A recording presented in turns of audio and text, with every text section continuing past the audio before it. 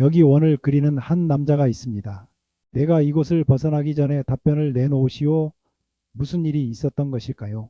프톨레마이오스 왕조는 시리아의 셀레우코스 왕조와 지중해 동부에 패권을 두고 제6차 시리아 전쟁을 벌이고 있었습니다.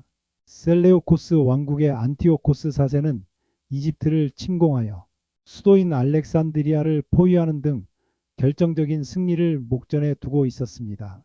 이에 위협을 느낀 프톨레마이오스 왕조는 로마의 도움을 요청했고, 로마 원로원은 가이우스 포필리우스 라에나스를 특사로 파견했습니다. 가이우스 포필리우스 라에나스는 기원전 2세기 중반에 활동했던 로마의 정치가이자 외교관으로 로마의 위대한 권력을 상징하는 인물입니다. 그는 특유의 과감한 외교술로 로마의 패권을 굳건히 하는데 결정적인 역할을 했습니다. 라에나스는 기원전 172년에 집정관을 지냈으며 이후 여러 중요한 공직을 맡았습니다. 그의 정치 경력은 로마가 지중해의 새로운 패자로 급부상하던 시기와 일치합니다. 그는 군사적 성공보다는 외교적 수완으로 더 큰 명성을 얻었습니다. 그의 이름이 역사에 가장 강렬하게 남은 것은 바로 기원전 168년의 외교 사절 임무 때문입니다. 기원전 168년 시리아의 셀레우코스 왕 안티오코스 4세 에피파네스는 이집트의 프톨레마이오스 왕국을 침공하여 수도 알렉산드리아를 포위하며 승리를 눈앞에 두고 있었습니다. 이에 위협을 느낀 이집트 왕 프톨레마이오스 6세는 로마의 도움을 요청했습니다. 로마 원로원은 라에나스를 단 3명의 사절 중 1명으로 파견했습니다. 그의 임무는 안티오코스에게 즉시 철수하라고 명령하는 것이었습니다. 알렉산드리아 외곽에서 안티오코스와 만난 라에나스는 의도적으로 왕의 친근한 인사를 무시했습니다. 안티오코스가 악수를 청하자 라에나스는 그에게 로마 원로원의 명령이 적힌 문서를 건네며 이것부터 먼저 읽어보시오라고 말했습니다. 문서를 읽은 안티오코스가 내 신하들과 상의할 시간을 주시오라고 말하자 라에나스는 놀라운 행동을 취했습니다. 그는 손에 든 지팡이로 왕이 서 있는 땅 주변에 원을 그렸습니다. 그는 왕에게 단호하게 말했습니다. 이 원을 벗어나기 전에 로마 원로원에 대한 당신의 답변을 내놓으시오. 이 행동은 안티오코스가 더 이상 주저할 수 없게 만들었습니다.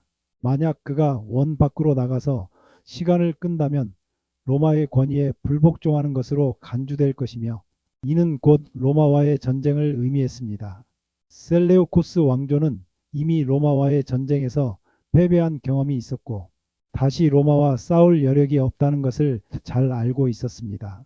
결국 안티오코스는 로마의 명령에 복종하고 군대를 철수시켰습니다. 이 사건은 엘레오시스의 날 또는 원의 날이라 불리며 로마의 압도적인 외교적 권력을 상징하는 역사적인 장면이 되었습니다.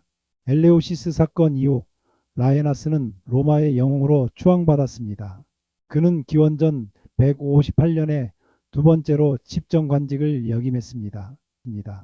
안티오코스 4세는 당시 동부 지중해에서 가장 강력한 군주 중 하나였지만 로마의 특사 앞에서 순식간에 그의 모든 권위가 무너졌습니다.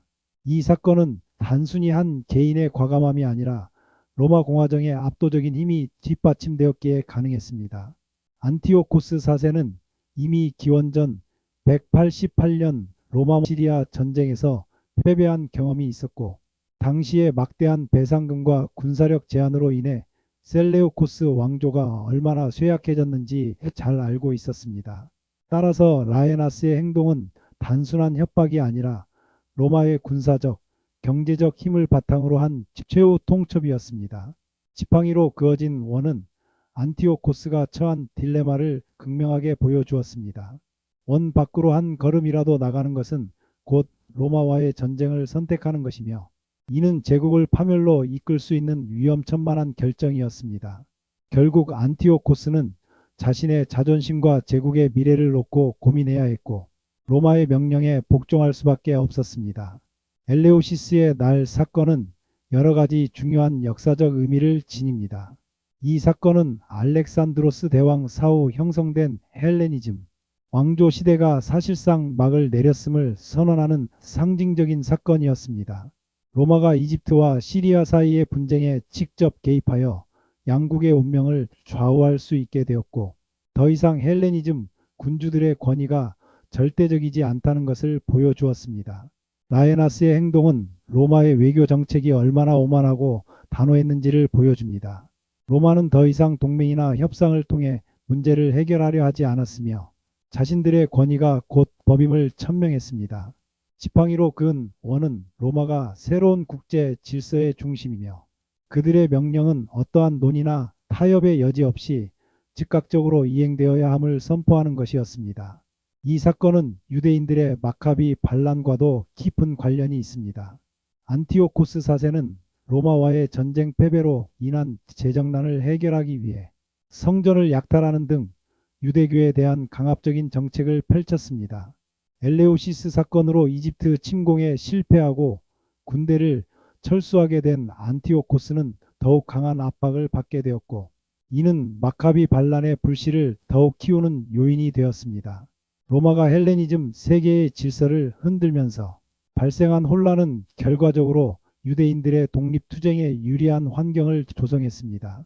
이 일화는 로마의 역사뿐만 아니라 서양사 전체에서 라에나스의 원을 벗어나다 라는 표현을 낳으며 돌이킬 수 없는 결정적인 행동을 하다는 관용구로 자리 잡았습니다. 이 사건은 로마가 군사력뿐만 아니라 외교적 권위와 심리적 압박을 통해 어떻게 세계의 패권을 장악했는지를 극명하게 보여주는 역사적 교훈으로 남아 있습니다.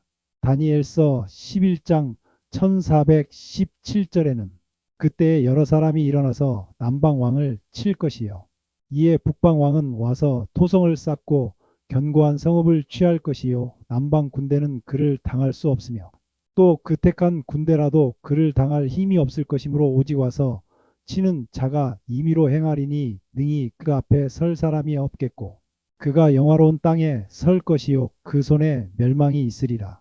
그가 결심하고 전국에 힘을 다하여 이르렀다가 그와 화친할 것이요.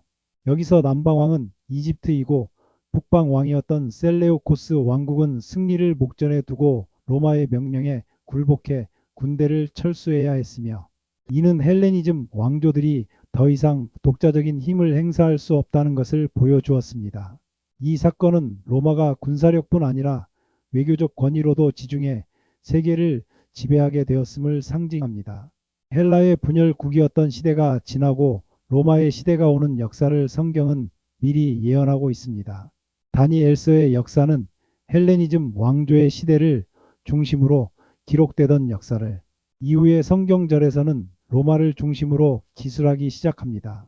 성경은 참으로 신기한 책입니다. 미리 쓴 세계사이기 때문입니다.